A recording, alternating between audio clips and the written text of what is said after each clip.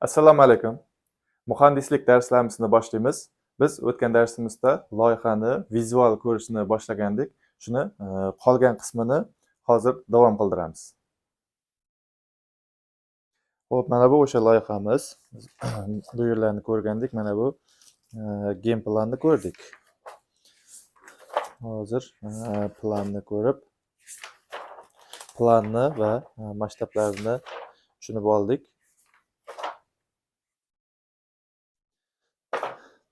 Va mana bu planimiz oxiri. Va bu yerdan endi prodolniy sxema boshlanadi. Bu prodolniy sxema nima?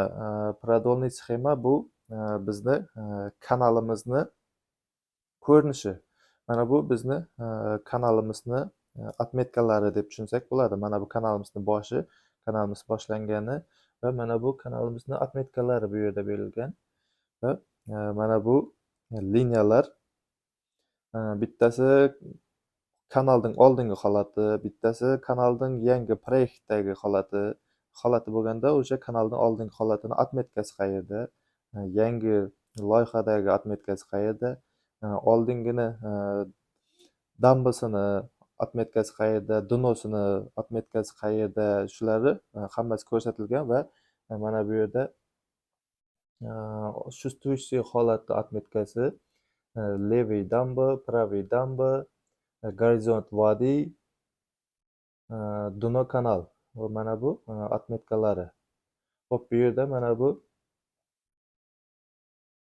правый damba bor.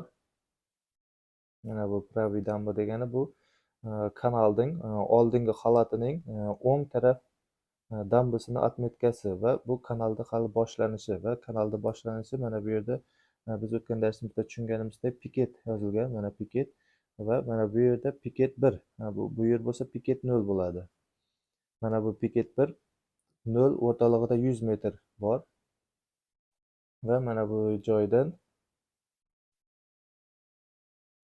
mana bu joyda bo'lsa o'sha kanalimizni чувствующий oldingi holatini отметкасы, dambasini. Mana bu bo'lsa dnosini, kanalning pastki qismining отметкасы.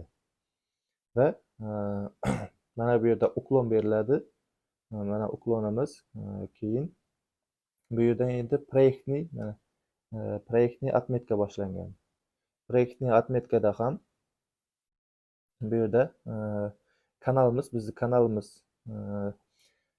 beton kanal bo'lgani uchun bu yerda to'proqni отметкасы bor.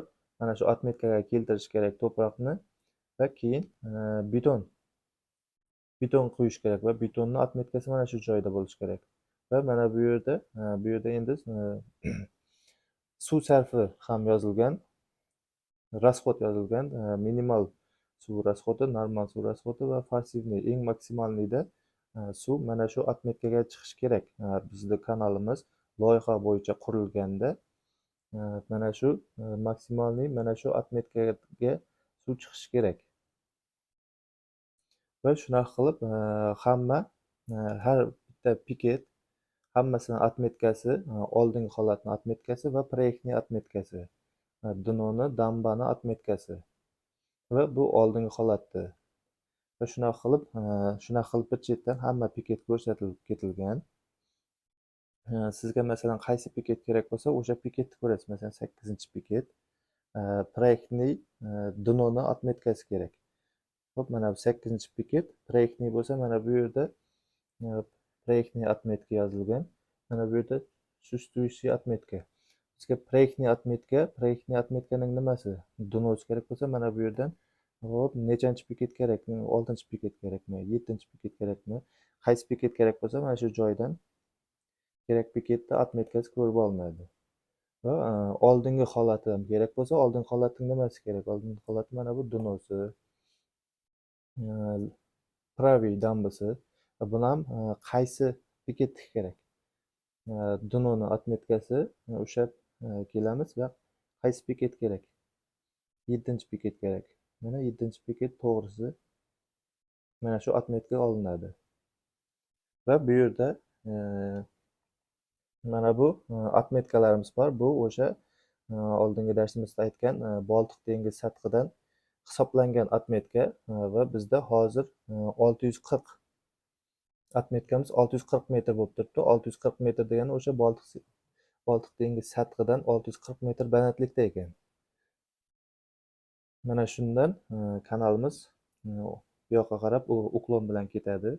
Xo'p, buni yana tanishish uchun yana mana bu yerda bizda kanalimizni qaysi bekatda qanaqa soorужениялар borligi va soorуженияларning shartli belgilari mana ustilarida qo'yilgan va leviy, praviy, o'ng tomonga, chap tomonga qanaqa bo'lsa hammasi yozilgan va qaysi bekatda qanaqa soorужение bor. Masalan, mana bu joyda 2+39 da железобетонный most. Mana bu 2+39. Shundan to'g'ri tushiramiz. Mana ikkinchi bekat. Mana bu yerlari 2+39 ga to'g'ri keladi. Bu yerda buni точный hisoblashda o'sha nimada AutoCAD programmani ochganda точный hisoblanadi. Hozir bu yerda 2 va 3 bor. O'sha ikkalasining o'rtasida 2+39. Va shunaqa qilib kanalimizda qaysi bekatda qanaqa soorужение, most, suv olish inshooti, suv o'lchash inshooti, qanaqa inshootlar bo'lsa, hammasi o'sha mana shu общий продольный sxema deyiladi. O'sha продольный sxemada berilishi kerak. Va bu yerda bizga yana bitta kerakli narsa mana bu quduq. Skvajin desak ham bo'ladi. Mana bu joyda yozib qo'yilgan. Skvajin 1. Birinchi skvajinning otmetkasi 635/2. Bu keyin mana bu 5.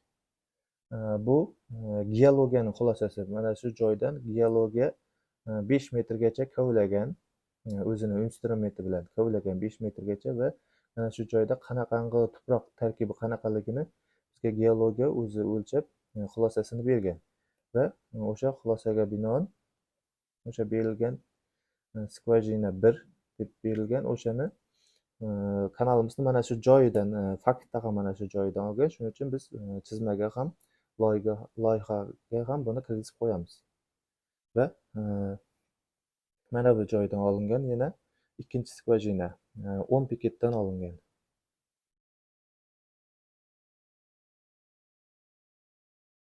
Shu bilan kanalimizni keyingisi ham продольный kanalimiz juda uzun.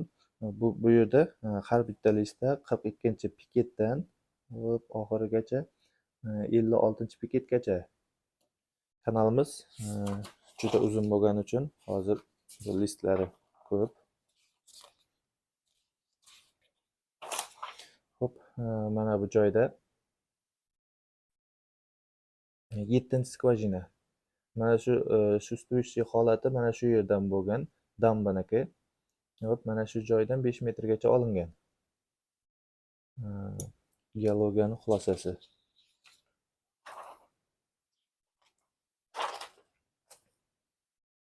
Va shu bilan endi bu listimizda bizda kanalimizning gidravlik parametri berilgan va o'sha bizda nimalarimizni soorужениялаrimizning shartli belgilarini berilgan va mana shu belgilar nima ekanligini yozilgan. Mana bunaqa belgi bo'lsa vodovisk. Endi bu pravo deb qo'yibdi. Mana shu belgi bo'lsa vodovisk bo'ladi. Mana bu bo'lsa trubчатый перец, suv o'tkazish. Hop, mana bunaqa shartli belgi bo'lsa пешеходный мост. Bu bo'lsa mostni o'zi. Mana bu bo'lsa vodosbros. Mana bu bo'lsa akveduk bo'ladi. Bunaqa bo'lsa kabel o'tgan kanalimiz ustidan yoki ostidan kabel o'tgan. Mana bu bo'lsa duker, turbopod kanalim. Mana bu bo'lsa новый сооружение. Mana bu bo'lsa yangi soorужение quriladi. Mana bu bo'lsa kanalda eskidan bor soorужениямizda rekonstruksiya qilinadi. Mana bu bo'lsa elektr tarmoqlari o'tgan bu joydan. Xo'p, mana bu oldingi darsimizda aytganimiz reper. Kanalda har 500 metrda reper bo'lishi kerak. O'sha reper ham продольныйda ko'rsatilishi kerak. U ham bor edi. Qaysi bekatda bo'lsa, o'sha bekat ustiga mana shu reper ko'rsatilib qo'yiladi. Bunaqa bo'lsa, gazoprovod o'tgan bo'ladi. Mana bu vodoprovodniki. Перемычка bor bu yerda. Ulanish qanaqadir. Mana bunda bo'lsa, gidropost bo'ladi. Gidropost suv o'lchash inshooti bo'ladi. Mana bu перегородочный сооружение, suv dimlovchi inshoot. Kanalni yopib qo'yib, suvni shishirib, kerakli yerga suv olish mumkin. Xo'p, mana bu Z desak ham bo'ladi. Bu bistrotok. Suvni tezlashtirish. Haligi ukloni kuchli bo'lib ketadi va haligi nima deb oddiy qilib aytganda lestnitsa bo'lib sakrab tushadi. Перепад desak ham bo'ladi. O'zi существующее сооружение, oldingi soorужение bor va o'sha soorужение o'zi holatida qoladi. Mana bu belgi bo'lsa liquidium soorужение. Mana shunaqa hamma loyihada shartli belgilari ko'rsatilgan bo'ladi va o'sha shartli belgilarni o'sha продольныйda ko'rib, shu yerdan tanib olsangiz bo'ladi.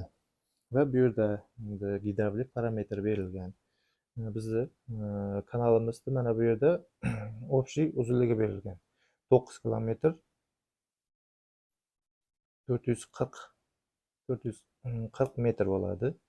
Va bu yerda kanalimizda endi uchastkalarga bo'lganmiz. Uchastkalarga bo'linganda bu yerda metrda hisoblagan. Metrda hisoblasak 0 plus 32 dan boshlanadi va bu yerda 27 plus 80. Bu degan 0 plus 32 piket deb aytiladi. O'zi 32 metr bo'ladi. Mana bu bo'lsa 27-chi piket 27 plus 80 deb aytiladi. Piket 27 plus 80 общийni metrga hisoblasak 2747 metr oralig'i bo'ladi. Mana shu ikkalasining oralig'ida bitta uchastka deb olamiz va o'sha uchastkada kerakli parametrlar berilgan. Xo'p, bu yerda o'sha loyiha qurilgandan keyin mana shu uchastkada suvni расходi minimalnisi 1,6 kub bo'ladi. Normalnisi 4 kub bo'ladi. Forsivniy degani endi maksimalnisi. Maksimalnisi 4,8 kub bo'ladi. Bu yerda dnomiz 2 metr bo'ladi. Endi buni hali kanalning asosiy parametrlari bor. 6 ta elementdan tashkil topgan. O'shalarni tushuntirganda yana qaytadan tushunib o'tib ketamiz. Bu yerda kanalning dnosi kichkina b,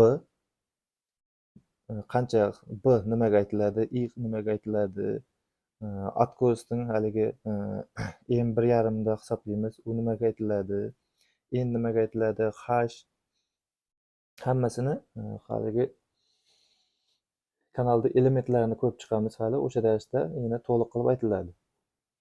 Hozir bu yerdan bizga keragi mana shu loyihamiz mana shu qismida loyiha bo'yicha qurilsa, demak 1 sekundda kanalimiz mana shu qismida minimalniy suv kelganda 1,6 metr kub sekund suv o'tkazadi. O'sha qobiliyatni ko'tarib turadi. Eng maksimalnisi bo'lsa 4,8 kub suvni o'tkazib biladi.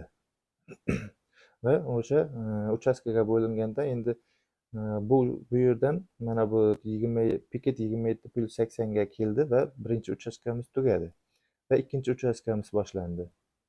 Va bu yerda birinchi uchastkamizda bizda faqat kanalni vertikal stengi qilinadi. Vertikal steng qilganimiz uchun mana bu yerda m ga 0 berdik. Uni ham vertikal stengi bilan trapetsiya kanalni farqini hal ko'rib chiqamiz.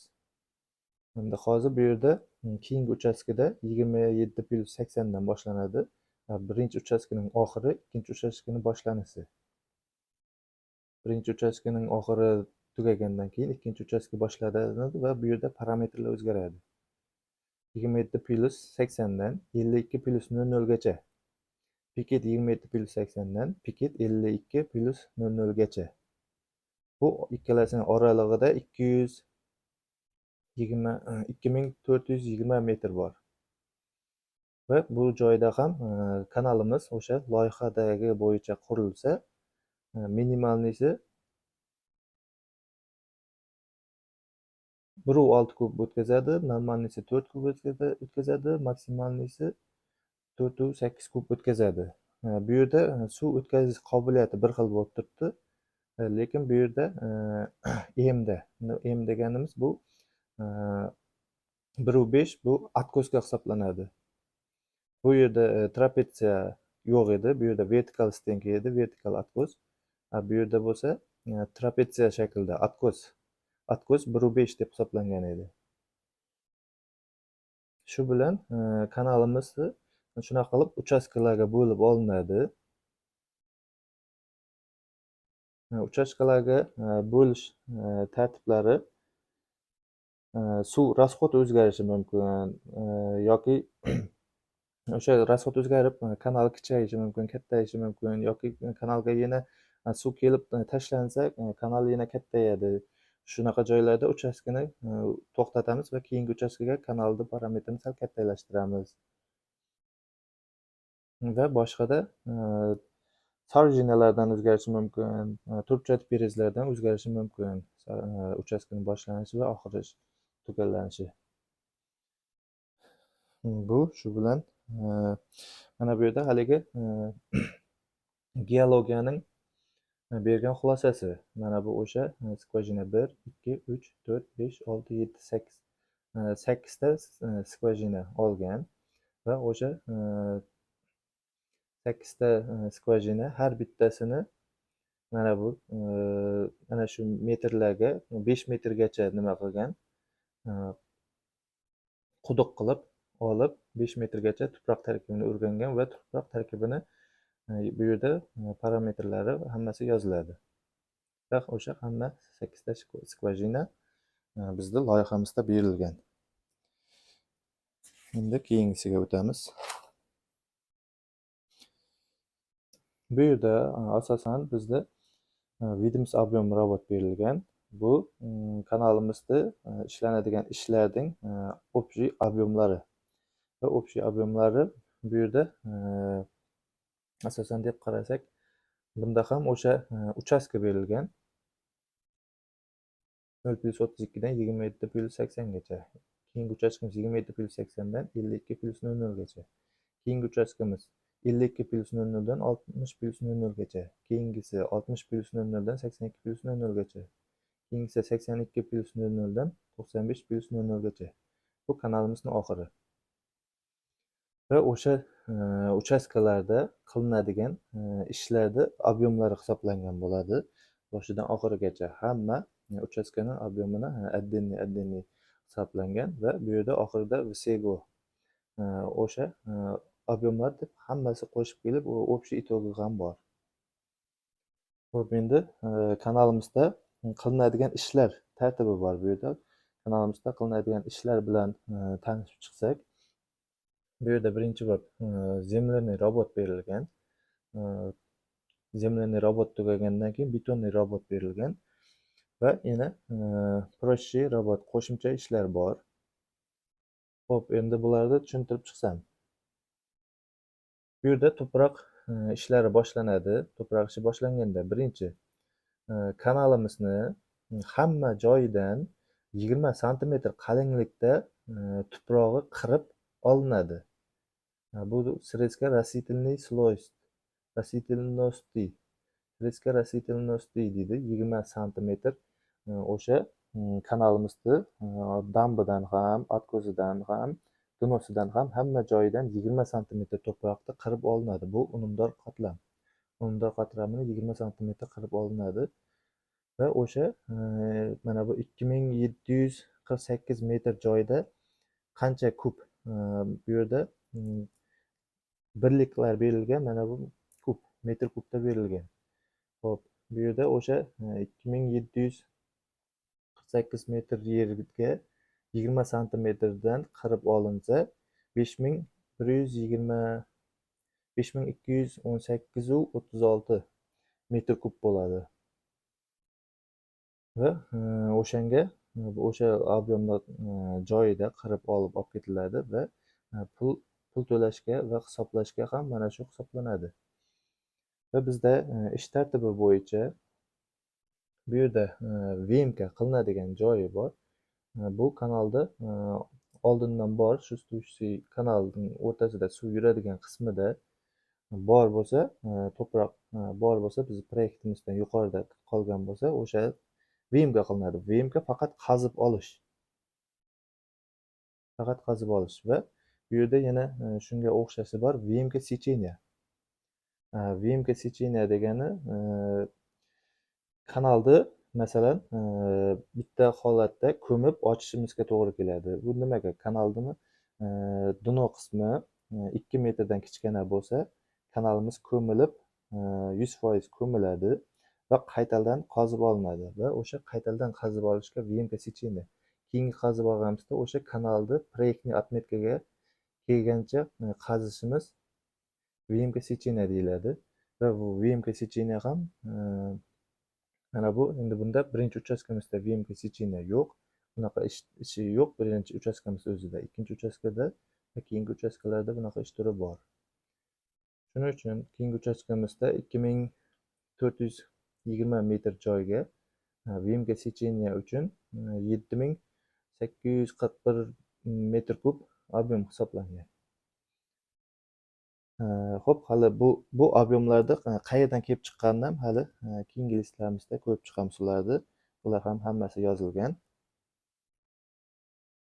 Endi keyingimiz kanalimizda srezka dambi bor. Srezka dambi degani dambi qismida keraksiz qatlamni kesib olib tashlash. Va srezka dambiga ham shu birinchi uchastkamiz 2748 metrga 145 metr kub ob'yom berilgan va o'sha bunda ham hamma uchastkalarga ob'yom berilgan va oxirida itogi chiqqan. Hamma uchastkalarimizga 10886 metr kub ob'yom chiqqan. Hali ob'yomlarda keyingi listlarimizda yana ko'ramiz.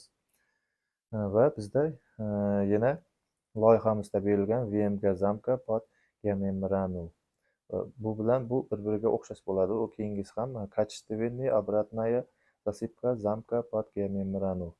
Bu ikkalasi nima degani? Bu ikkalasi kanalning ikkala tarafida yana 30 sm geomembranani sirtga chiqarib qo'yamiz. Beton qismidan tashqariga chiqariladi va beton qismidan tashqariga chiqarilgandan keyin o'ng tarafga 30 sm chiqariladi. Biz loyihamizda shunaqa berilgan. Chap tarafiga ham o'ngga ham chapga ham 30 santimetrdan chiqadi. Umumiy 60 santimetr deb hisoblanadi. Va o'shani 30 santimetr chiqargandan keyin tegini uni qazib, geomembranamizni qazib 45 santimetr uklonda 45 santimetr uklonda qilib qazib qo'yishimiz kerak. Shuning uchun 45 santimetr uklonga kelaman degancha qazishimiz uchun o'sha qazishga ketgan ob'yom, qazish uchun hisoblangan ob'yom. Qazishga hisoblangan ob'yomni VMK zamka под geomembranu ob'yomga hisoblaymiz. Bu yerda keyingi uchastkamizda bunaqa ish turi bor. 2420 metr yer uchun 755 metr kub ob'yom hisoblangan va keyingi uchastkalarda ham bor. Va bu ikkalasi mana bu qazish va bu ko'mish. Nimaga deganda o'sha bir joyda qaziladi, geomembrana qo'yiladi va ko'miladi. Shuning uchun buni ob'yomi teng hisoblanadi. Hamma uchastkalarda shunaqa ob'yomi bir xil bo'ladi va общий itogi ham bir xil. Lekin ikkalasiga отдельно pul to'lanadi. Bu qazish uchun to'langan pul, bu ko'mish uchun to'langan pul. Keyingi nimada, keyingi listlarimizda hali bor. Buni ham aniq qilib tushunib o'tamiz hozir. Keyin endi kanalimizda keyingi ish turi nasib ish turi bor. Nasib уплотнением. Bu kanalimizda ko'mish va kanal uchun ishlatiladigan ko'mish qatlami bo'lsa, o'shaga ishlatiladi. Nasib deyiladi va kanalda dno qismida ko'milishi mumkin yoki damba qismida ko'milishi mumkin. Umuman ko'miladigan qismi bo'lsa, o'sha joyga ishlatiladi ko'mish uchun. Va unda ham birinchi uchastkamiz haligi 2748 metr yer uchun bu yerda 15712 metr kub hisoblangan.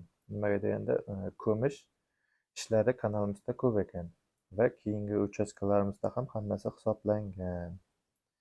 Uchastkalarimizda ham ko'mish ishlari bor va общий itogi hisoblangan. Bu yerda biz kanalimizda ko'mish ishlari juda ko'p bo'lgani uchun 70940 metr kub to'proq ishi faqat ko'mish uchun shunaqa to'proq ishi ob'emi bor bizni bu loyihamizda. Va bu yerda yana keyingi ish turi endi u joyidan kelib chiqishi mumkin. Bu ham o'sha ko'mish qismi hisoblanadi. Faqat oddiy nima emas, oddiy tuproq bilan ko'milmaydi. Bunda graviy песчаного грунта.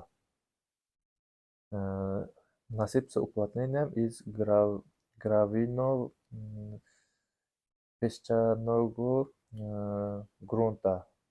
Bu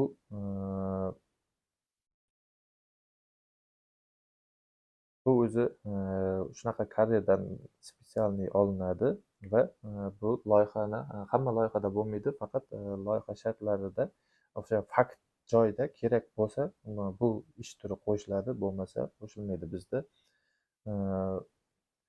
bu loyihamizda mana bu piket oralig'i 0+32 dan piket 27+80 gacha o'sha ikki oralig'ida bizda avariyniy uchastkamiz bor. Avariyniy uchastkamizda ko'proq dambani ko'tarishda biz uni vertikal tarzda ko'tarishimiz kerak. Shuning uchun tuproqqa qaraganda bu mustahkam bo'ladi. Shuning uchun graviy песчаного грунтаdan foydalanganmiz bu joyda. Faqat mana shu uchastkada bor, boshqa uchastkalarda unaqa yo'q. Bu itogi. Va keyin planirovka dno и откос bor va planirovka damba bor. Planirovka o'sha dnoni ham, откосni ham ekskavatorda qazadi, ko'madi va qolganini planirovka tekislash kerak. Beton quyishdan oldin tekis bo'lishi kerak, tekislab beton quyish kerak. Shu uchun ana shu ish tartibi. Bu planirovka dno откос faqat kanalda dnosi va откоsi uchun hisoblangan mana bu ob'emi. Bu metr kvadratda hisoblangan. Bu ham hamma uchastkada bor va общий itogi bor. Va mana bu ham shuna ish tartibi bir xil. Faqat damba, bu faqat dambada, mashina yuradigan yo'lida, inspektorskiy doroga uchun hisoblanadi. Bu ham faqat metr kvadratda hisoblangan. Endi keyingi ish turi mana shu yerda bular faqat kanalimizda to'proq ishlari bo'ladi. To'proq ish turlari mana shuning ichida va shu bilan to'proq ish turlari mana shu ob'emlar bilan to'proq ishi tugaydi. Общий to'proq ishi tugaydi va bu yerdan endi kanalimizga betonniy robot, beton ish turi boshlanadi. Bu yerda bo'lsa birinchi bo'lib облицовка kanala из beton B15 marka berilgan. Bizda B15 marka betondan foydalanganmiz. Betonning haligi markalarini отдельный alohida qilib uni o'rganamiz. Betonni B7,5 bor, B15 bor, B20 bor. Hamma markalarini hali alohida dars qilib uni o'rganamiz. Hozir bizning loyihamizda B15 mana shu joyiga, bu ham o'zini ishlatiladigan joyi bor. O'sha joyga B15 markali betondan ishlatiladi. Va bizda hozir bu kanalimizda faqat berilgan mana bu dno qismiga berilgan.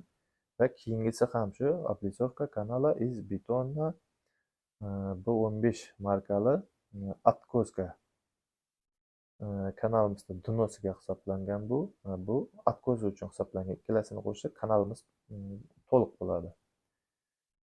Nimaga deganda kanalni katta kanallar bo'lsa, birinchi dno quyib olinadi, kanalni past qismi quyib olinadi va keyin ikkita tarafi, ikkita откоsi quyiladi. Shuning uchun объемni biz отдельно hisoblaymiz. Xo'p, bu yerda ham o'sha dno qismi uchun birinchi uchastkamizga 2147,42 metr kub beton ishi bor. Birinchi uchastkamizda va mana ikkinchi uchastkamiz uchun, uchinchi uchastkamiz, to'rtinchi, beshinchi uchastkamiz. Va bu birinchi mana bu xatarda faqat откос emas, dno uchun hisoblangan. Mana bunda bo'lsa, откос uchun hisoblangan объемlar bor. Bu ham shunaqa, shu uchastka uchun hisoblangan объем, bu ham mana shu uchastkalar keyin dno, откос, dno, откос, dno, откос, dno, откос, dno, откос hammasi qo'shilib itogi bu yerda berilgan. Bu kanalimizda 8183 metr kub beton ishi berilgan. Faqat beton ishi bu yerda mana bu B15 marka uchun. Hozir bu объем faqat B15 markali beton uchun. Keyin kanalimizda устройство подготовки B7,5 betonimiz bor bu yerda. Bu qayerga ishlatiladi? Bu ham kanalda B7,5 подготовка kanalda betonni mana B7,5 B15 betonni tagidan B7,5 beton ishlatiladigan joyi bor. Uni ham haligi keyingi listlarimizda bor. U joylarni ham отдельно ko'rib chiqamiz.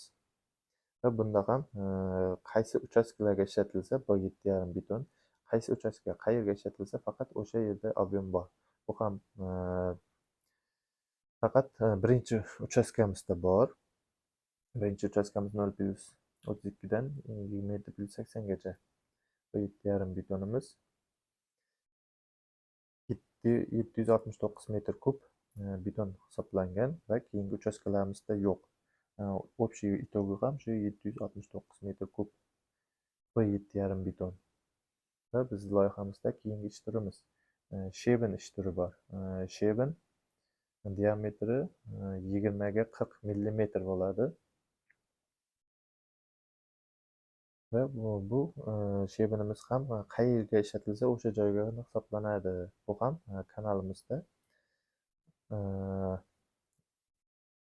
hozir shunchaki tushuntirib ketsam, kanalimizda o'sha vertikal stenka bo'ladigan joyda oldin shebin to'giladi 20 santi va uni ustiga keyin mana bu B7,5 beton quyiladi, podготовка beton quyiladi.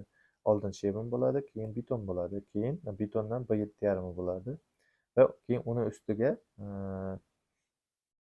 B15 markali beton bo'ladi, lekin bu yerda bizda vertikal stenka bo'lgani uchun baquvvat, kuchli bo'lishi kerak. Shuning uchun bizga tagida shebin va B7,5 beton berganmiz. Va o'sha shebin ham faqat bizda loyihamizda vertikal stenka birinchi uchastkamizga berilgan. Faqat birinchi uchastkamiz uchun shebin ham объемi hisoblangan va keyingi uchastkalarda yo'q. Bunda ham shu общий itogi 1648 metr kub. O'sha birinchi uchastka uchun hisoblangan объем faqat. Bizda loyihamizda keyingi ish tartibimiz armatura. Armatura bizda nima uchun hisoblangan? Armatura bizda vertikal stenkamiz bor. Vertikal stenkamiz armatura bo'lmasa, betonimizda kanalimizda ikki tarafi vertikal stenka tik holatda turibdi. Shunga ichida armatura bo'lmasa, bu kanalda ichiga qarab yig'ilish ehtimoli kuchli bo'ladi. Shuning uchun armatura bilan baquvvat bo'ladi. Bu yerda ham armaturamizda birligi tonnada berilgan va bizda ham faqat birinchi uchastkada vertikal stenka bor joygagina o'sha 0,32 dan 27,80 gacha hisoblangan armatura. Bu yerda tonnada 153 tonna. 153 tonna, mana bu ham 530 kilo bo'ladi. 153 tonna beton armatura hisoblangan va общий итоги ham shu 153 tonna. Va bizda o'sha keyingi ish turimiz vizyalnaya проволока. Bu armaturani karkas to'qiganda ishlatiladigan vizyalniy provod deymiz. O'sha uchun hisoblangan. Bu kilogrammda berilgan va kilogrammda va bu ham o'sha faqat birinchi uchastkamizda bor bizda.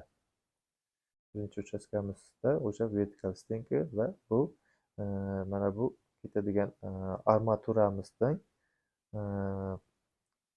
nechadir foizidan kelib chiqadi bu kilogrammi. Uni hisoblashni vertikal stenkani armaturani sanashni отдельно hisoblaymiz. O'shanda bu kilogramm qayerdan kelib chiqqanini o'shanda ko'ramiz. O'shanda aniq qilib tushuntiriladi. Va bizda keyingi ish turimiz endi bu yerda bizning loyihamizda geomembrana berilgan. Geomembranamizni tolchinasi 1 millimetr va 2 sloy berilgan bu yerda. Bu yerda bizda umumiy qilib aytilgan geomembrana tolchina 1 millimetr va bu yoqda 2 слойная двухцветная сверху и снизу geotekstil berilgan. Bu geotekstil bizda bu yerda ham faktda qo'yilayotgan vaqtda mana bu geotekstil kanalga birinchi geotekstil material yoyiladi va uni ustiga geomembrana material yoyiladi va oxirgi yana eng ustungi qatlamga yana ikkinchi marotaba geotekstil yoyiladi. Uni keyingi nimamizda rasmlari bilan ko'ramiz buni. Rasmlari bilan ko'rsatilgan.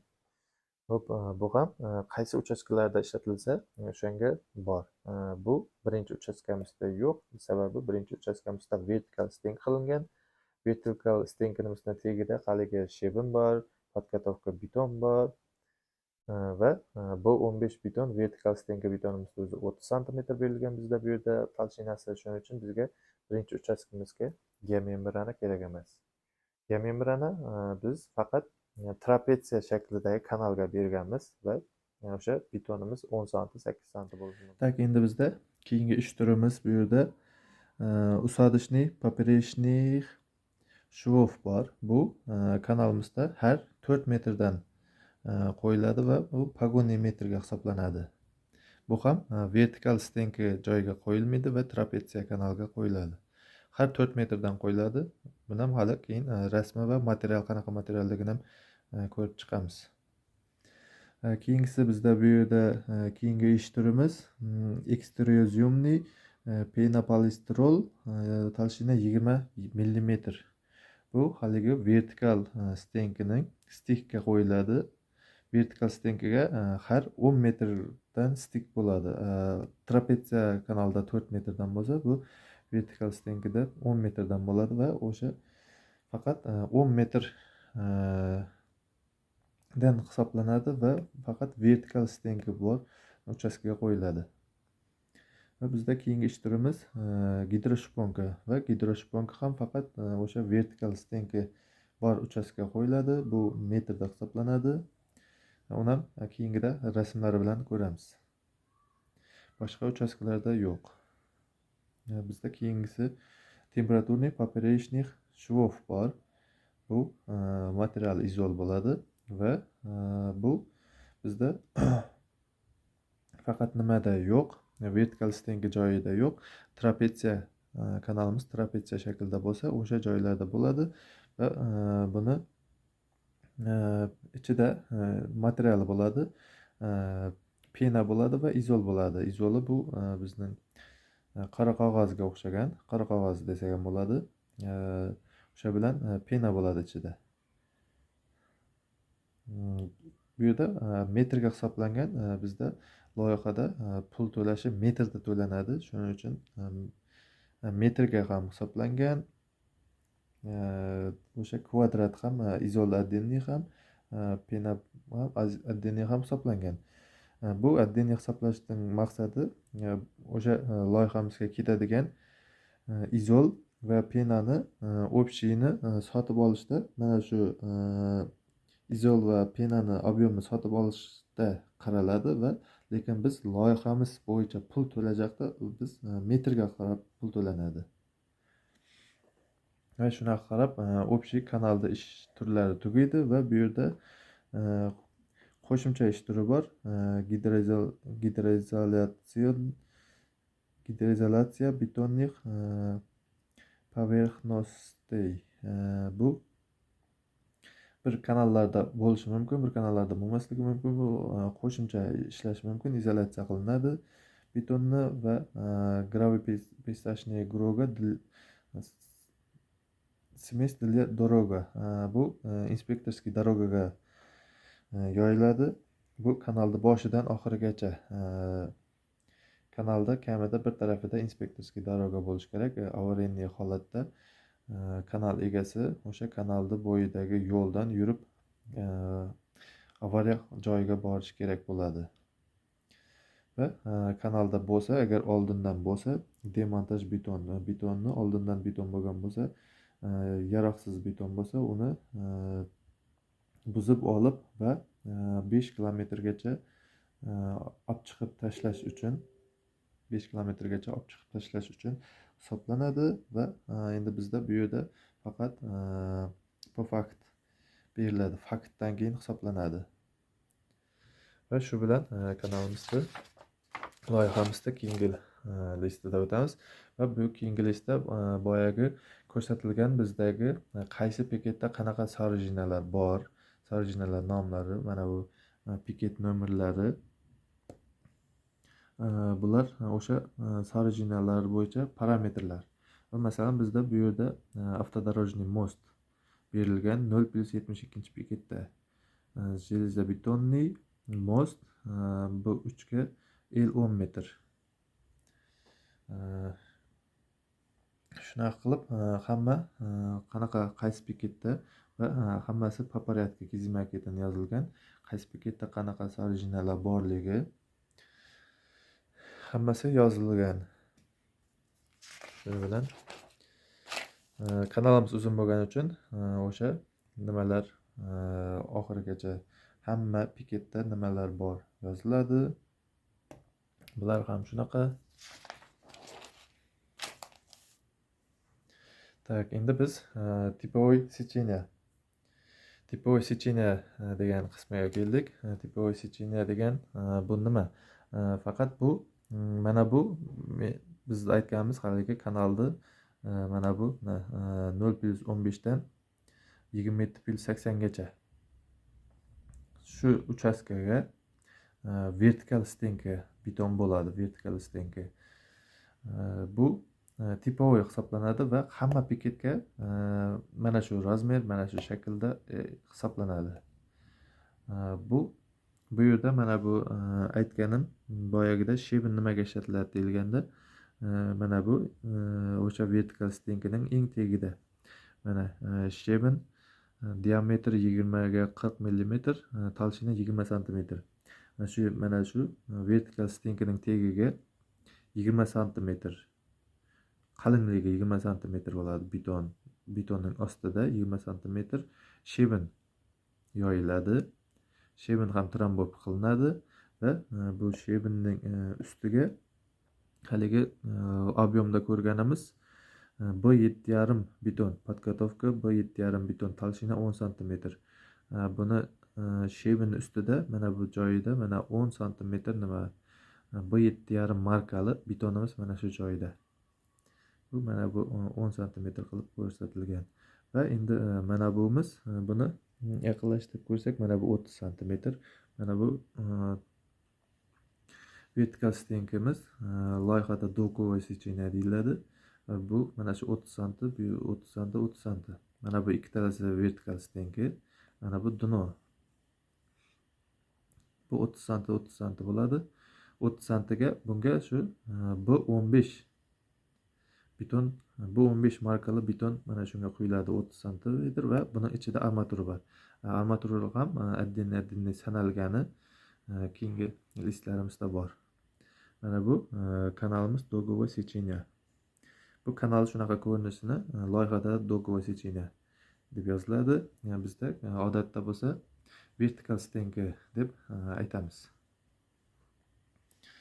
Va mana bu endi inspektorskiy doroga. Bu mana bu kanalni o'ng tarafida bo'lishi mumkin yo chap tarafida bo'lishi ham mumkin. Qaysi tarafida bo'lsa ham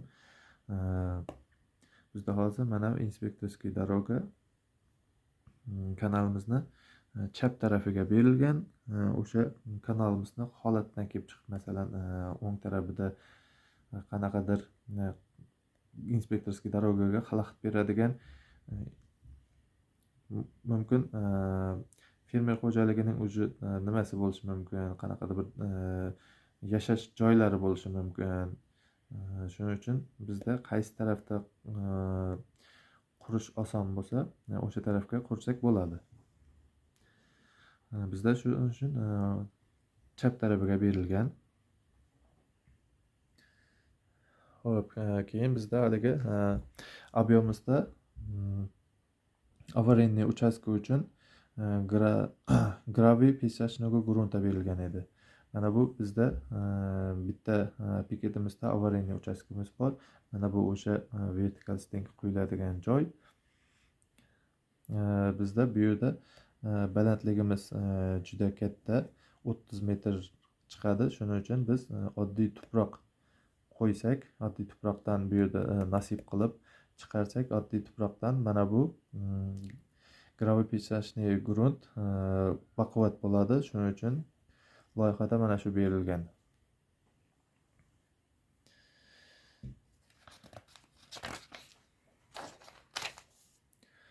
Xo'p, keyin mana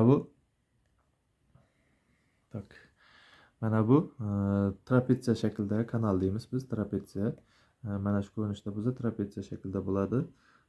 Bu ikkita atkoz, mana bu o'ng atkoz, bu chap atkoz va mana bu dno.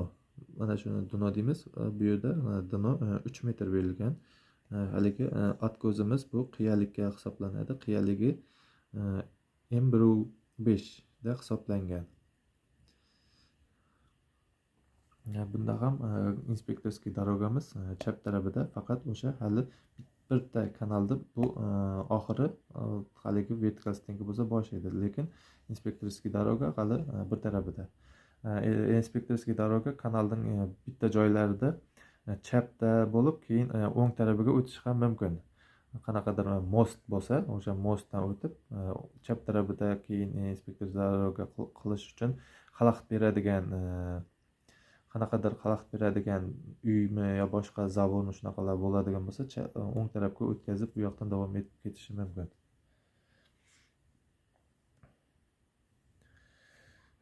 Bumiz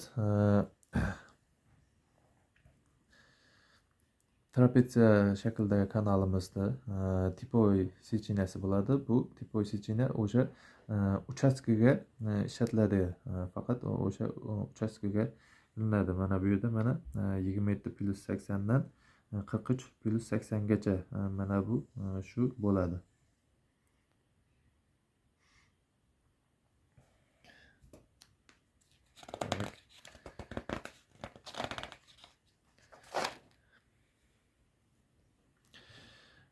Endi bumiz razrez, bu haligi mana bumiz kanal.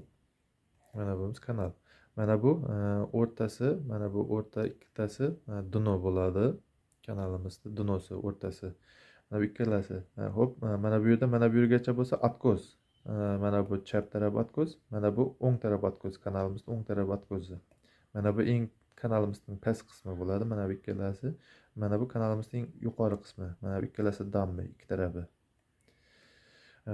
Ustidan ko'rsatilgan sxemasi va bu yerda kanalimizda har 4 metrdan ushadishli поперечный shvov qo'yilishi uchun mana bu 4 metrdan ushadishli поперечный shvov qo'yiladi va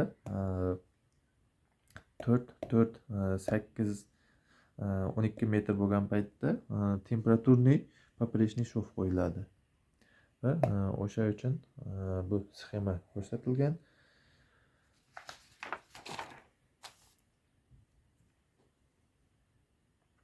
Tak, endi mana bu o'sha 4 metrdan qo'yiladigan усадочный поперечный shvovga mana bu bo'ladi. Bu har 4 metrdan shunaqa qilib shu yerga balandligi 4 santimetr bo'ladi. Mana bu yer nimasi bo'lsa, eniga bo'lsa 1 santimetr qilib shu yerga izol qo'yiladi. Nima bitum quyiladi bu yerga. Va mana bu haligi 12 metr yerdan qo'yiladigan temperaturniy shov. Har 12 metrdan boyaga ob'yomda hisoblaganda izol bor edi va pena bor edi. Mana bu izol. Izol mana bu yog'iga 15 santimetr hisoblanadi va bu yuqoriga ko'tariladi. Betonning qalingligi bilan teng bo'ladi. 10 santimetr bo'lsa qalingligi 10, 8 santimetr bo'lsa 8 santimetr qilinadi. Beton qalingligi bilan teng bo'lib va bu yog'iga yana 2 santimetr. Nimaga deganda 2 santimetr joyiga haligi penaplex shu yerga qo'yilishi kerak. Shunaqa qilib bu yog'idan kelib yuqoriga ko'tarilib ustidan aylanib yana bu yog'idan pastga kelib bu yog'iga yana 15 santimetr chiqarish kerak. Mana shunaqa qilib hisoblanadi va har 12 metrdan shunaqa qo'yiladi va shu kanalni boshidan oxirigacha mana bunaqa trapetsiya shaklidagi joyga mana shu hisoblanadi.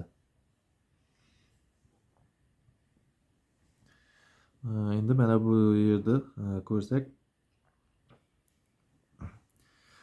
bu haligi ob'yom hisoblagan paytda VMga падкия membrana bor edi va качественный nasib падкия membrana bor edi. Mana bu kanalimiz, mana bu trapetsiya shaklidagi kanalni o'zi bo'lsa, mana bu tagida ko'k liniya o'tgan. O'sha ko'k liniya bizda mana geomembrana haligi ikki sloy geotekstili bilan. Bu kanalning dnosi, otko'zi hammasi to'liq sanaladi, o'lchanadi va mana bu kanalning mana bu qora bizda beton qilinadigan qismi va beton qismi tugagandan keyin bu yog'iga mana 30 santimetr mana shunaqa 45 gradusda 30 santimetr chiqariladi. Buni birinchi mana shu 30 santimetrni qazib olish uchun VMga ob'yom hisoblagandik va qazib mana shu 30 santimetrni 45 gradusda qiyshaytirib qo'yiladi geomembranani va keyin yana качественный nasib qilinadi va o'sha qazib olingan to'proqda yana qaytadan shu yerga ko'miladi. Shuning uchun ob'yomimiz VMga uchun ham bir xil bo'lgan edi va nasib uchun ham bir xil ob'yom bo'lgan edi. Va shunaqa qilib kanalning ikki tarafida ham qilinadi. Bu nima uchun kerak? Bu kerakini sababi, masalan bizda kanalimizda bu yog'ida ko'pincha aholi tomorqa yerlari, fermer xo'jaligi yoki tog'lar bo'lishi mumkin. Bizga yuqoridan suv kelishi mumkin, yomg'ir suvlari. Yuqoridan suv kelsa, bizga to'g'ridan to'g'ri kanalimizga tushmaydi. Kelib pastroqdan kelib, mana bu yerdan kelib bizga kanalimizda betonni tagiga kirib ketish ehtimoli ko'p. Shuning uchun beton tagiga kirib ketsa, u suv betonni ko'tarib tashlaydi, sindirib tashlaydi betonni. Bizni qilgan loyihamiz o'zini kuchini yo'qotadi, samara bermay qoladi. Shuning uchun bu yoqdan yomg'ir suvlari kelishdi, boshqa suvlar ham kelgan paytda mana bu 30 santimetr yergacha o'sha suv keladi va shu yerda yig'ilib qoladi va bu yoqqa qarab yerga filtratsiya bo'lib ketadi. O'shaning uchun biz ikki tarafiga ham 30 santimetrdan geomembrana shunaqa qilib berganmiz loyihamizda.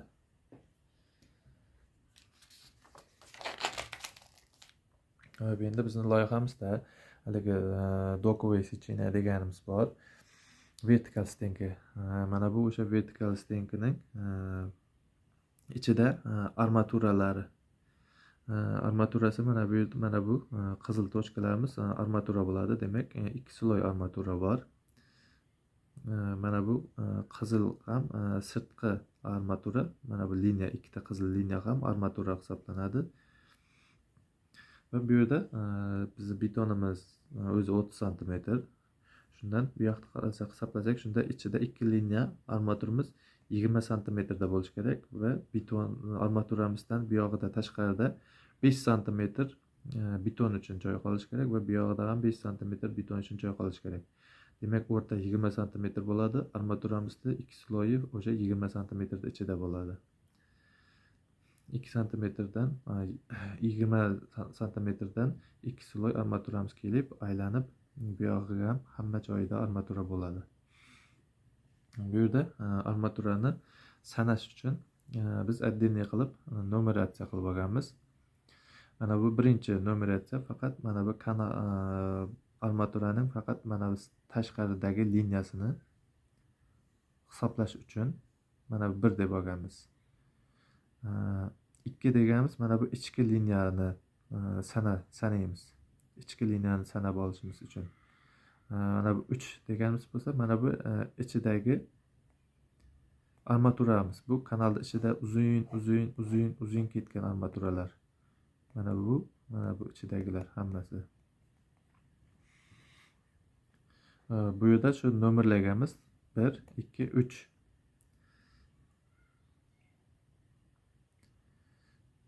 Tak, va endi bu yerda bularni sanash uchun, hisoblash uchun oldin bu yerda nimamiz berilgan? Stenkamizning o'zi balandligi 156 sm. Keyin bu yog'ini uzunligining o'zi 230 va shu bo'yicha o'sha armaturalar ishlatilish tartibi bo'yicha bu yoqda tablitsa berilgan. O'sha mana birinchi armatura, haligi vertikal stenkamizni balandligi 156, mana bu buklanish joyi va bu yog'i 230. Mana bu 156 va mana bunisi buklangani 16 sm hisoblanadi va 156 ga 16 qo'shiladi va 230 qo'shiladi. Va bu yog'iga yana o'sha 16 sm qo'shiladi va bu yog'iga yana 156 qo'shiladi. Shuna qilib bu yog'i hisoblanadi va prosta bu yerda birinchi raqamli armaturamiz 10 lik armatur. Diametri 10, ay 3 markali armaturamiz. O'sha ikkinchi nomerdagi 3-chi, 4-chi, 5-chi nomerdagi armaturlarimiz ham shuna qilib hisoblanadi. Oldin bu tablitsada faqat armaturamizning diametrini отдельный qilamizda, faqat uzunliklarini hisoblaymiz. Necha metr. Общий metrni hisoblab olamiz va itogi yoziladi. Va keyin itogini bizda metr berilgan, lekin endi biz uni kilogramga o'tkazishimiz kerak va kilogramga o'tkazishda tasdiqlangan GOSTlarga binoan bu yerda armaturani metrdan kilogramga o'tkazish uchun, masalan, 10 lik armaturani metrdan kilogramga o'tkazish uchun 0,617 ga общий bor metrni 0,617 ga ko'paytirsak bizga kilogramga kelib chiqadi. Bu GOSTda berilgan. Va 10 lik armatur shunaqa, keyin 8 lik armaturni metrdan kilogramga o'tkazish uchun 0,395 ga ko'paytirsak uni kilogramga kelib chiqadi. Va o'sha ikkitasini ham endi kilogramga kelib chiqdi. Endi kilogramga kelgandan keyin bizga uni 8 lik 10 lik deb ajratishimiz shart emas. Bizga o'sha kilogrammi kerak. Mana shuning uchun общий kilogrammi 153.529 kilo. 153.000 bizda haligi ob'yomda 153 tonna berilgan edi. Demak, bu yerda kilogramda 1000 bo'lib turibdi. U tonnada bo'lsa 153 tonna bo'ladi. Mana shu, bu faqat armatur. Keyin bizda ob'yomimizda haligi vizyalniy provod bor edi. O'sha vizyalniy provodni mana bu nimasi qayerdan kelib chiqadi deganda, bu mana bu armaturaning %1% bor. O'sha %1%ning ham mana bu 0,5 bo'ladi. 0,5% mana shu kelib chiqadi. Mana shu vizualniy provodga hisoblaymiz. Tak, mana bu o'sha vertikal stenka bo'ladigan joyi. Bunda ham haligi aytganimiz 10 metrdan haligi penaplex qo'yiladi. Yani 10 metrdan stik degani mana shu 10 metr ko'rsatilgan. Keyingi list.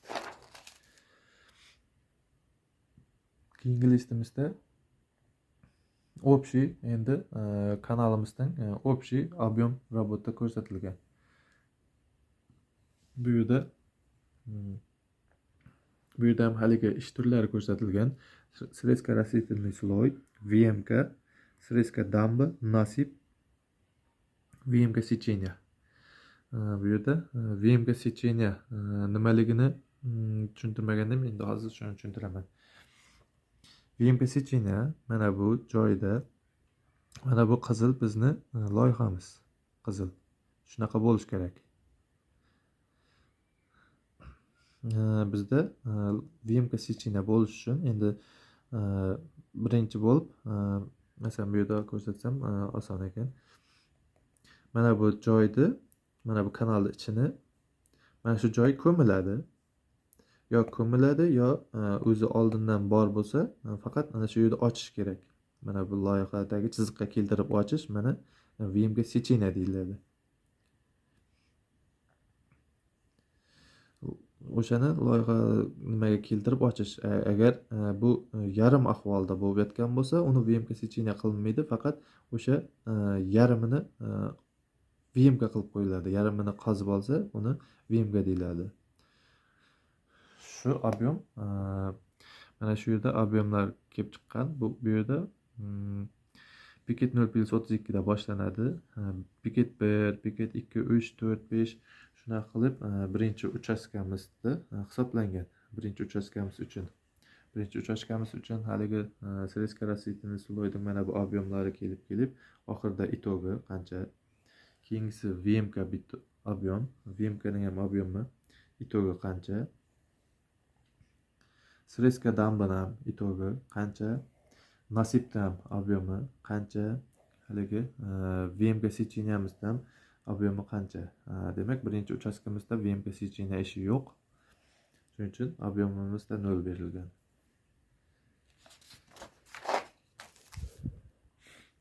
Bu ham xuddi shunday. Keyingi uchastkamizda o'sha ish turlari, o'sha ob'yomlar. Keyin buni ob'yomlarni qanaqa qilib hisoblash. Uni hozir qisqacha qilib tushuntirib ketaman. Mana bu yerda birinchisi 27+80 dan 28+20 gacha. Demak 20 metr ekan oralig'imiz. Mana bu piketdan mana bu piketgacha oralig'imiz 20 sm, 20 metr. Hop, 20 metr uchun bizda просто birinchi kanalda o'zida ob'yom hisoblasak metr kvadratda hisoblanadi. Metr kvadratda hisoblasak mana buni hali popreshnikni hozir ko'ramiz. O popreshnikda ob'yom yozilgan bo'ladi. O'sha popreshnikdan ob'yomni bu yerga to'g'ridan to'g'ri ko'chiriladi va bu yerga mana shu ikkita ob'yomning sredniysi yoziladi. 1,87 ga 2,97 qo'shilib, shuni sredniysi 2,42 bo'ladi. Bu ikkalasi metr kvadratda. Keyin shu chiqqan javob 2,47 ni necha metr? 20 metrga ko'paytiramiz. Shunda mana bu ob'yom metr kub kelib chiqadi. Demak 48 metr kub ekan. Shunaqa qilib hamma piket ham shunaqa qilib hisoblanadi, hamma ob'yom ish turlari ham shunaqa qilib hisoblanib boriladi. Uni hali Excelda ochib hammasini to'liq qilib qaytadan ko'rib chiqamiz hali.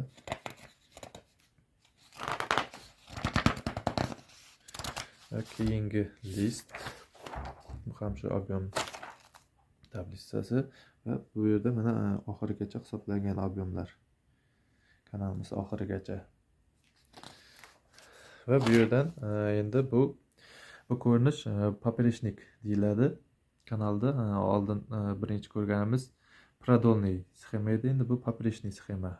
Поперечникni o'zi bu ham mana kanalimizning boshi 0+32 dan boshlangan. Bu vertikal stenka joyimiz, haligi 30 sm ichida 2 sloy armaturasi bor. Tagida podgotovka B7,5 betonimiz bor va uni tagida 20 sm shebinimiz bor. Va endi bu yerda buni yaqinlashtirib ko'rsak, mana bu ko'k zelyoniy liniya bor. O'sha zelyoniy liniya kanalda oldingi holati bu. Bu kanalda oldingi holati, mana bu qizil bo'lsa, bizni hozirgi loyihamiz, proyektimiz. Loyiha shu yerga qurilishi kerak. Keyin mana bu qora bo'lib turgani, mana bu deb qora bo'lib turgani, bu срезка растительный слой, haligi 20 sm kanalda yuzidan 20 sm unumdor qatlamni qirib olish kerak. Mana bu o'sha 20 sm sloy. Va mana bu kanalda biz haligi birinchi продольный sxemada ko'rganimiz proyektniy dno отметка deganimiz mana shu отметка. Mana bu proyektniy damba отметка deganimiz mana bu proyektniy damba отметка. Bu отметка hammasi haligi поперечный продольный sxemadagi отметкаlar bilan bir-biriga mos keladi, mos kelishi kerak. Va bu yerda haligi obyemlari mana ko'rsatilgan. Срезка растительный слой hozirgi mana bu 20 sm dan deb qirib olganimizda mana shu necha metr bo'lsa, shuni 20 sm ga ko'paytirsak, mana bu 65 kelib chiqadi. Keyingi ish turlari mana shu yerda hammasi bor. Bundan mana keyingi ish turlari VMK, срезка дамба, nasib, VMK checheniya va oxiri beton. Beton haligi 30 sm dan mana bu ikkita vertikal stenkasi va dno uchalasi qo'shib hisoblanadi. Va mana bu chetida bizni haligi Baltiq dengizi sathidan eng yuqorida joylashgan qismi mana bu 640. Demak, Baltiq dengizi sathidan 0 dan demak 640 metr yuqorida ekan. Mana shu 640 metr bo'lsa, demak bizda mana bu kanalimizning dnosi 635-75. Demak, buni deb to'g'riga masalan linika bilan deb olib kelsak, mana shu 635-75 ga to'g'ri keladi. Mana shu dnodan deb to'g'ri olib kelsak. Qayerda отметка berilgan bo'lsa, o'shani deb to'g'ri olib kelsak, mana shu bu отметка bilan bu отметка to'g'ri keladi.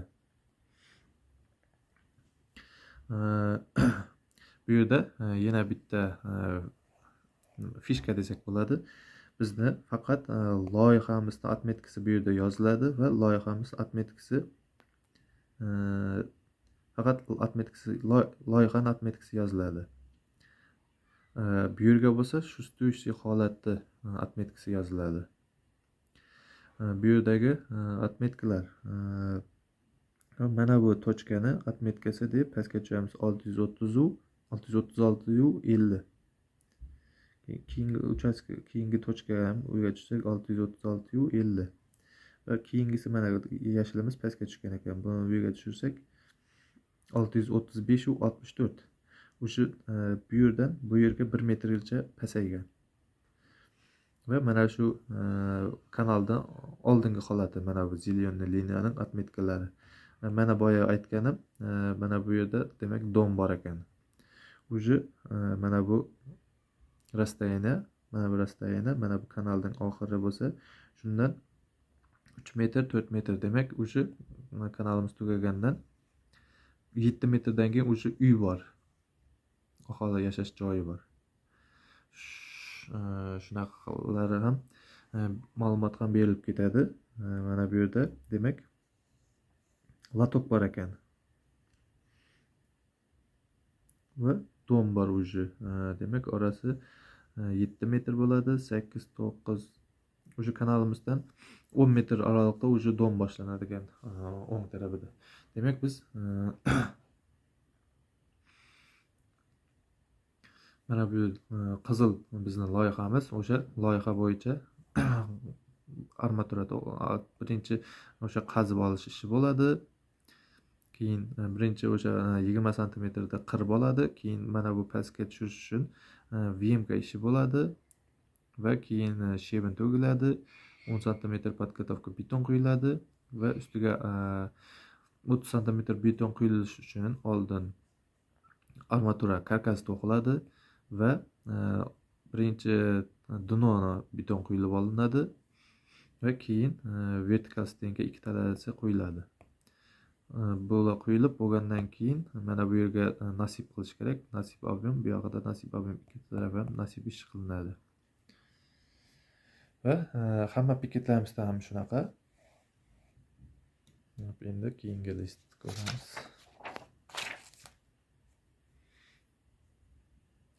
Xo'p, bunaqa joy bo'lishi mumkin. Bunaqa joy, kanal oldingi holatimiz mana shu joyda bo'lgan oldin. Lekin bizning loyihamiz bu yoqqa ko'chirilgan. Kanalda yurish yo'lini o'ng tarafga cho'zilgan. Oldingidan 3, 5, 8 metr o'ng tarafga cho'zilgan. O'ng tarafga cho'zilgan emas, o'ng tarafga ko'chirilgan.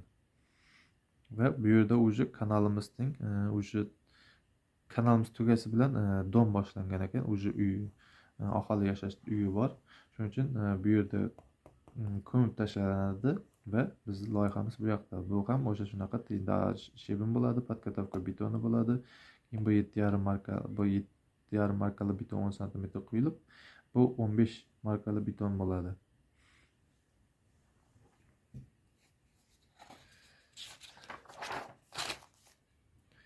Tak. Bu boyagi bizdagi avariyniy uchastka.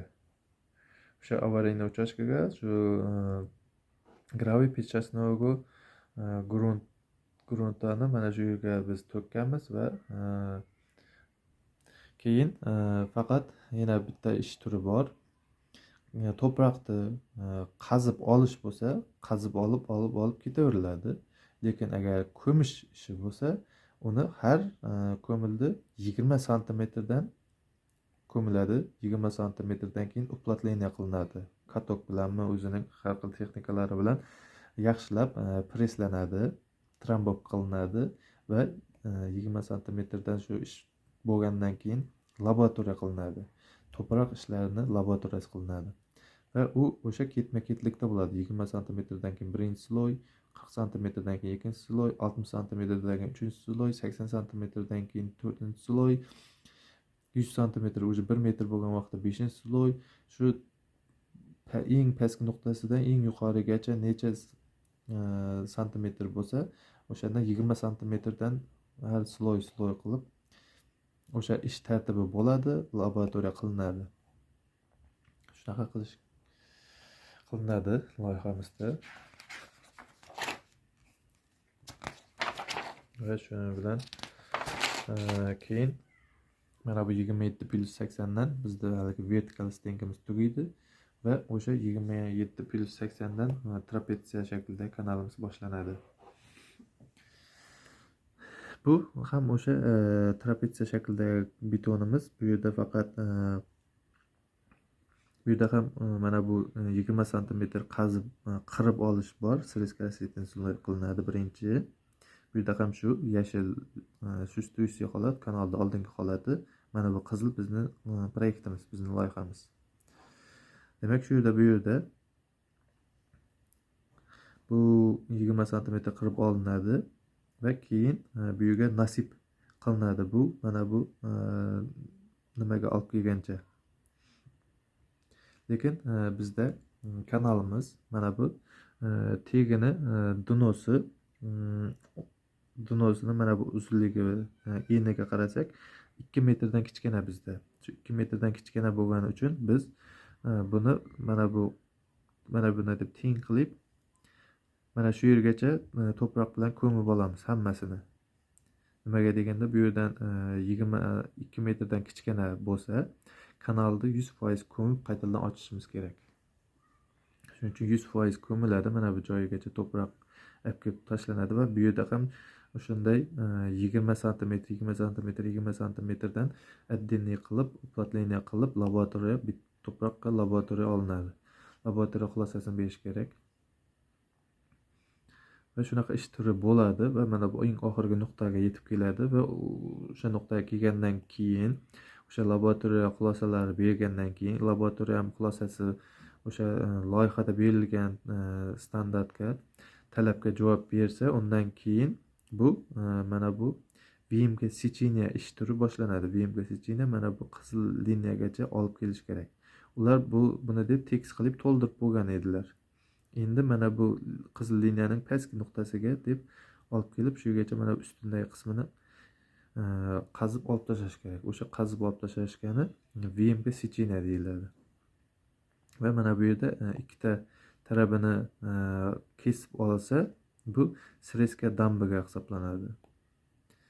Qazib olib srezka damba объемga hisoblanadi.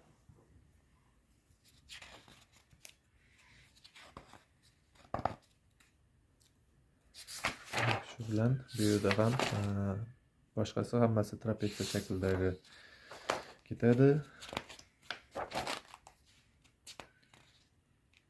Tak bu yerda ham bor kanalni liniyasini tak bu yoqqa o'zgartirilgan ekan. 7-8 metr bu yoqqa o'zgartirilgan ekan. Mana bu oldingi holati kanalning, oldin kanal shu yerda bo'lgan. Keyin biz loyihamizda bu yoqqa ko'chirishimiz kerak bo'lgan. Shuning uchun mana bu bizning loyihamiz va mana bu oldingi holati bo'lsa, mana bu oldingi holati mana shu joyidan shunaqa qilib kesib olinadi bu to'proq. Mana bu liniyadan yuqorisi srezka dambaga hisoblanadi. Mana bu yer kesib olingani VMK ga hisoblanadi. Shu bilan bu yerda nasib ishi faqat mana bu yerga ko'mish ishi mana shu joyiga bo'ladi va bu yerda ham o'sha 20 santimetrdan ko'miladi. Shu bilan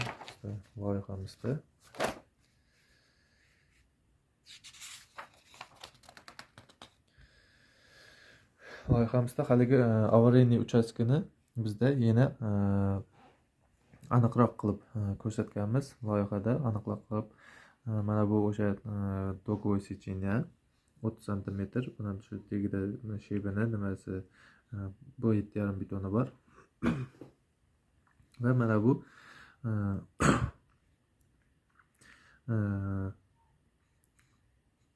graviy peshchasnoga grunta bu yerda to'gilgan va bu yerda ham o'sha 20 santimetrdan qilib olinadi va bizda bu yerda loyihada ohalini nimasi oxorini tomorqa yerlari, fermer xo'jaligining yerlarining sathi mana bu uni sathi. Suv bundan sal pastroq bo'lsa, suv bu bilan teng bo'lib boradi. Unga u otizlarni tomorqasini sug'orib, iste'molchi u sug'orib bo'lgandan keyin suv o'zi avtomatik yerga filtratsiya bo'ladi. Va filtratsiya bo'lib, mana bu atmetka juda past bu yoq. Mana bu joylarda aholining suvlari filtratsiya bo'lib deb kelib bunga keladi. Bunga kelganda shuning uchun mana bu oddiy tuproq bo'lsa, o'sha filtratsiya suv kelib bu yerda haligi turib haligi nima deydi, volota qiladi va deb bu yoqqa qarab ag'izib ketadi. Bular ham turib og'ib ketishi mumkin agar oddiy tuproq bo'lsa. Shuning uchun bizda oddiy tuproq emas.